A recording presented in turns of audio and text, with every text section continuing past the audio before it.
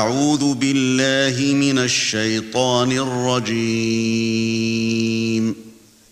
بسم الله الرحمن الرحيم.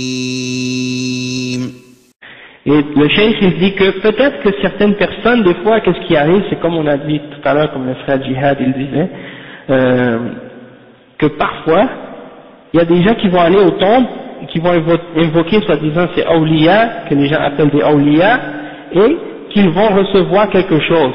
C'est-à-dire ils vont demander quelque chose au wali et ils l'ont reçu. Et donc ils s'imaginent que ça prouve que qu'est-ce qu'ils font c'est correct. Et le cheikh il dit, mais même s'ils reçoivent qu'est-ce qu'ils ont demandé, ça ne prouve pas que ce qu'ils font est correct. Hein? Parce que Allah subhanahu wa ta'ala, des fois, leur donne ce qu'ils ont demandé pour les éprouver dans leur foi et pour que ce soit une fitna pour eux. Hein? Que ce soit une fitna pour eux, min bab al-istidraj. Hein? Parce que, étant donné que, comme j'ai dit tout à l'heure, comme ils se sont détournés d'Allah subhanahu wa ta'ala, Allah subhanahu wa ta'ala les a punis en exaucant cette demande qu'ils ont fait à ce wali, hein, et il les a exaucés pour qu'ils s'éloignent encore plus dans l'égarement et dans le shirk, parce qu'ils se sont détournés d'Allah subhanahu wa ta'ala. Ou bien que la chose arrive, hein, comme on dit nous, par coïncidence. En réalité c'est par qada wa qadar, c'est-à-dire Allah avait prédestiné qu'à ce moment-là, cette chose-là allait se produire, et donc le dua est tombé le dua pour ce wali est arrivé exactement en même temps que qu'est-ce que Allah avait prédestiné, et donc lui il s'imagine que c'était à cause de la tombe, alors qu'en réalité ça n'a rien à voir avec la tombe, mais c'était prédestiné par Allah subhanahu wa ta'ala. Et le cheikh il dit, le fait qu'il ait reçu ce qu'il a demandé, ça ne prouve pas que c'est correct ce qu'il a fait. Hein? Mais il faut retourner pour savoir ce qui est correct au Coran et à la Sunna, pour savoir si c'est permis. Donc, c'est comme un exemple qui m'est venu à l'esprit là juste maintenant, comme par exemple, supposons, tu sais que dans l'islam c'est haram la loterie. Tu sais que la loterie c'est haram, ça fait partie de al-qimar, al-maysir, hein? Ça c'est haram. Mais supposons qu'un musulman, sa foi est devenue faible, il achète un billet de loterie et qu'il gagne $1 million. Est-ce que ça veut dire que parce qu'il a gagné c'est halal de jouer à la loterie? Non. Sauf que c'était écrit qada wa qadar, il est tombé sur le billet gagnant. C'est une fitna pour lui. Maintenant, qu'est-ce qu'il va faire avec l'argent? Est-ce qu'il va le prendre? Est-ce qu'il va pas le prendre? Déjà en partant, c'était pas permis de jouer, mais une fois qu'il est rentré dedans, c'est devenu une fitna pour lui. Bon, et la même chose pour celui qui rentre dans le shirk et qui demande à la tombe ou à quelque chose, il demande et il reçoit ce qu'il a demandé. Et là, il s'imagine que ça c'est une preuve que c'est permis. Donc c'est une fitna pour lui. Il risque de penser que c'est correct. Il va continuer à demander à autre que Allah alors que c'est shirk. Hein? Donc ça c'est un exemple.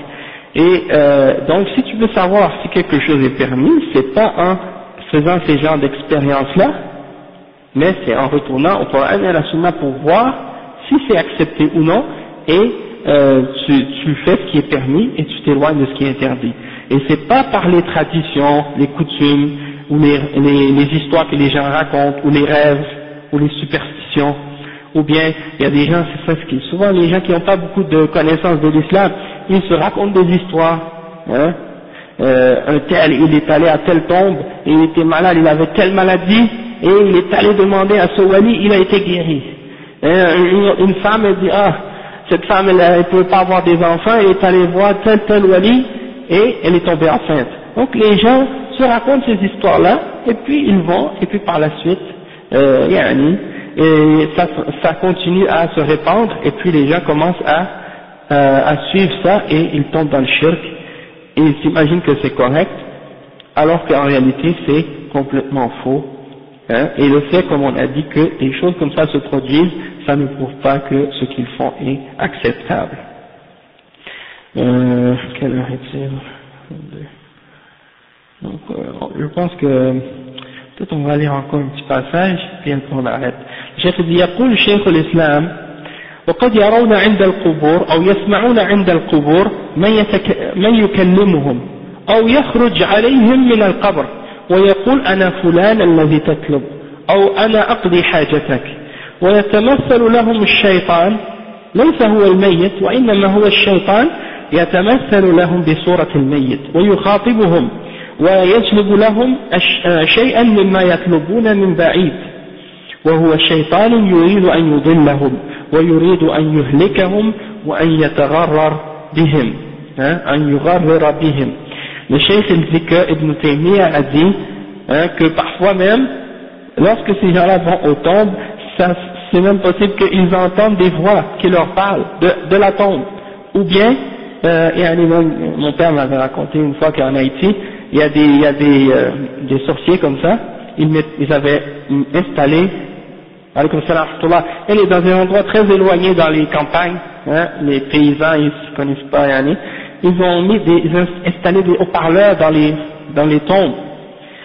Oui, en dessous de la terre, ils ont installé des haut-parleurs, comme des gens de walkie-talkie, donc ils parlaient à distance, et là les paysans eux ne savent pas, donc ils croyaient vraiment que c'était les morts qui parlaient, donc ça c'est des exemples. Et donc les cheikh dit des fois ils peuvent même voir quelqu'un qui sort de la tombe, qui a une apparence qui leur parle, et eux ils s'imaginent que ça c'est le mort qui apparaît, alors que des fois c'est le shaitan, c'est pas le mort lui-même, c'est le shaitan qui prend cette apparence là et qui leur parle et qui leur amène des affaires, et eux ils s'imaginent que c'est le mort qui fait ça, alors que c'est le shaitan qui veut les égarer et les faire périr. Donc on va s'arrêter à ce point-là, Inch'Allah, puis on continuera demain, bi'idhnillah, pour clarifier les détails de les derniers points à propos de ce chapitre, Inch'Allah. Subhanakallahumma bihamdik, ashhadu an la ilaha illa anta, astaghfiruka wa atubu ilayh. Wa iyyakum.